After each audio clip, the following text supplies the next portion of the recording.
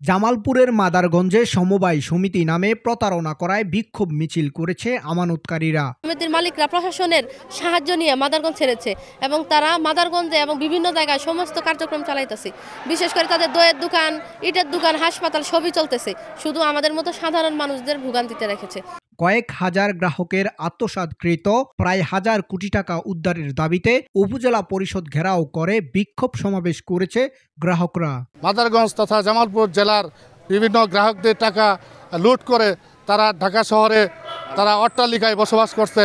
আমরা আমাদের ছেলেমেয়ের পড়ালেখার খরচ যোগাতে পারছি না, আমার বেকার ভাইকে বিদেশ পাঠাতে পারছি না। মঙ্গলবার সকাল 11:30টায় উপজেলা বালিয়াজুড়ি বাজারে বিক্ষোভ সমাবেশ করে। এরপর বালিয়াজুড়ি বাজার থেকে কয়েক হাজার গ্রাহক একটি বিশাল বিক্ষোভ মিছিল নিয়ে উপজেলা পরিষদ চত্বরে সমবেত হয়। পরে উপজেলা পরিষদ ঘেরাও করে জমাকৃত অর্থ ফেরতের দাবিতে নানান স্লোগান দিতে থাকে।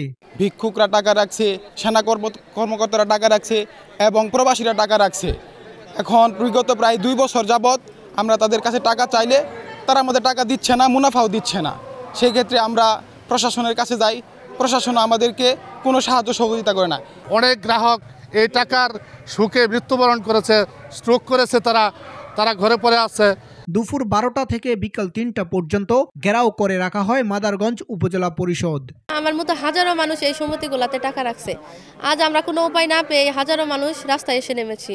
আমাদেরকে প্রশাসন কোনো সাহায্য করে নাই, না তো সমিতির মালিকরা। এ সময় বক্তারা বলেন, সমবায় সমিতির নিবন্ধন খুলে উচ্চ লাভের প্রলোভন দেখিয়ে গ্রামের সহজ সরল মানুষের থেকে শতদল, আল আকাবা, নবদ্বীপ, আশার আলো, পরশমণি, আল আকসা, স্বদেশ, সোনালী সহ কয়েকটি সমবায় সমিতি মাদারগঞ্জের কয়েক হাজার মানুষের হাজার হাজার কোটি টাকা প্রতারণা করে আটকে রেখেছে।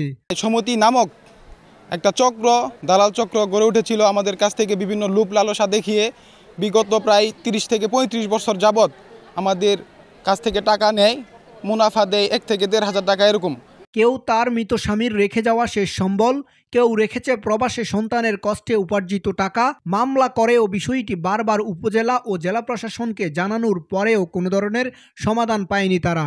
উচ্চ পর্যায়ের অনেকেই এই বিভিন্ন সমবায় সমিতিগুলোতে টাকা রাখছে, যারা একেবারে নিম্ন পর্যায়ের তাদের একেবারে আসলে চলাফেরা খুব কঠিন হয়ে দাঁড়িয়েছে। যখন কঠিন অবস্থা, কোনো কর্তৃপক্ষের কোনো সুদৃষ্টি আমরা দেখতে পাচ্ছি না। এছাড়াও হেনস্থার শিকার হয়েছে ভুক্তভোগীরা। অতি দ্রুত আমানতের টাকা পেতে প্রশাসনের সহায়তা কামনা করেছেন বক্তারা। বিদেশ থেকে অর্জিত টাকাগুলা এই সমিতির মাধ্যমে রাখি।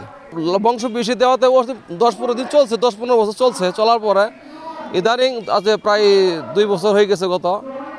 এরা আমরা টাকা জমা গেছিলাম, আমাদের টাকা দেয় না।